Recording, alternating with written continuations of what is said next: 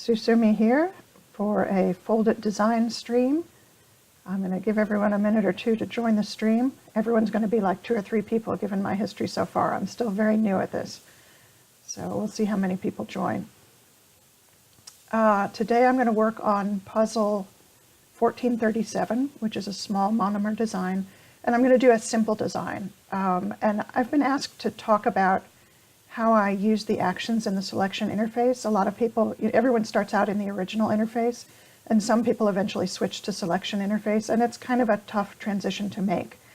So I'm going to talk a little as I go along about how I'm finding the actions that I want to do in the selection interface. One of the reasons that the selection interface is a little hard is that you can't see the actions that are allowed until they're allowed. So for example, the first thing I want to do with this stretched out protein is change it all to sheet and use the ideal SS tool to twist it a little bit. And when I'm looking at the protein, there's no place in the selection interface visible right now where I could change the secondary structure. The only way to change secondary structure in selection interface is first to select something. So I'm going to click on the protein. Now I've selected one amino acid and some tools appeared down here at the bottom. This one, the picture of sheets and helixes, is the tool to modify the secondary structure. And it has a keyboard shortcut of L. Part of why I like selection interface is that it has so many keyboard shortcuts, and I've memorized those, and it makes it faster for me to work with the protein. But for now I'm going to click on that secondary structure, and here are my choices, helix, loop, or sheet. I'm going to choose sheet. So now I've managed to change one amino acid to sheet, but I want to do it for the whole protein.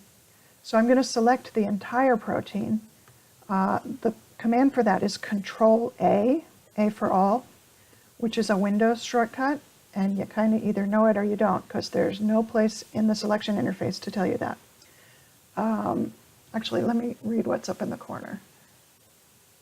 Yeah, no, it doesn't. There are some clues to selection interface up here in the top left corner, but Control A is not one of them. Anyway, Control A to select the whole thing.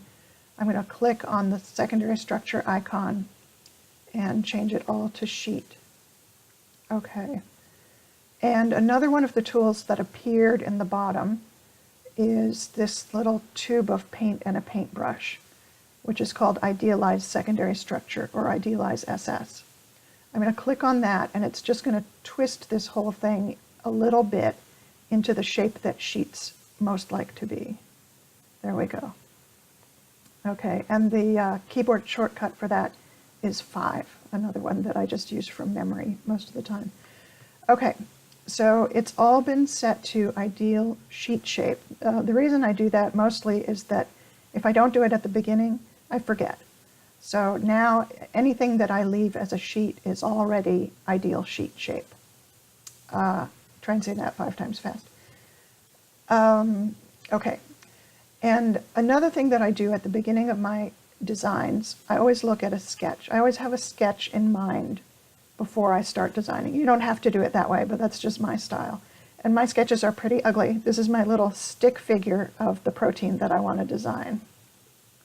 There it is. Okay, sketch is the right word for this. There's 2 sketches up here. This one on the left is what's called a ferredoxin fold, which is a very common fold in nature, and it's very stable. It makes a great design fold in Foldit. Let me check in on the chat here.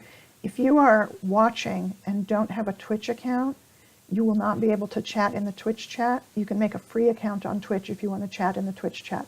I'm also going to be watching Vet Chat and Global Chat to try and keep up with any questions that might come up there. Okay, how are we doing? Okay, so looking at this ugly little sketch of mine. So these vertical lines are sheets. I've got 4 sheets. I've put in some lengths for the secondary structures. I've got a length of 7 on each of my 4 sheets. Those lengths are not the only ones that will work. Ferredoxin fold can be made in lots of different sizes. You can make the sheets longer. You can make the helixes longer. These are just some lengths that you could start with if this is your first time doing a ferredoxin fold. Okay, so I've got 4 vertical lines. Those are the sheets. Here's a little U-turn between sheets, and these diagonal lines are my helixes. And I put a length of 15 on each of those. Again, that doesn't have to be your length. It's just a nice one to start with if your sheets are this long. If you make the sheets longer, you'll want to make the helixes longer too. And I've jotted in how many segments I think I'm going to use for each loop between the sheets and helixes. So the protein starts right here, residue 1, a sheet goes up. These little X's, this is my shortcut for is the side chain facing me or facing away from me. X means facing away from me. So I'm going to stop with a side chain facing away from me. I'm going to put in a loop of length 3, and then a helix of length 15, another loop of length 3, and then the next side chain should also face away from me. So that's kind of my shorthand. I just, made it up for quick little sketches. If you want to do this paradoxon design that's in this sketch, it'll take 72 amino acids, 72 residues.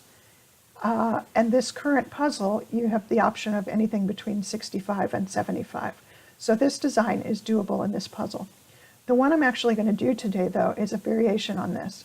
I've taken the paradoxon fold and redrawn it over here, and I left out the first sheet. So this is a paradoxon fold with the first sheet omitted. Residue 1 is going to be up here at the beginning of the helix. Helix goes down, there's a pair of sheets with a U-turn, helix goes up, and the last sheet goes down. And I'm going to bond this outer sheet to this inner one.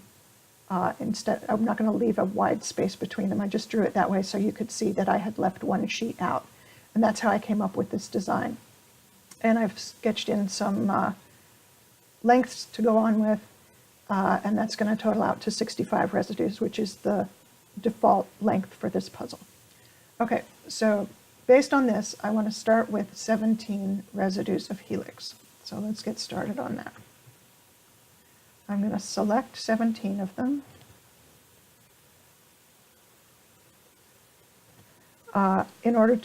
So I started my selection at the beginning, and I'm going to hold down Shift and click again on the backbone, and that's going to extend the selection from where I started to where I finish. So again, Shift click, and that is noted in these shortcuts up here in the top left for the selection interface. I seem to have lost my stream. I don't know if you can hear me. Why would that be? OBS thinks I'm streaming and Twitch thinks I'm not.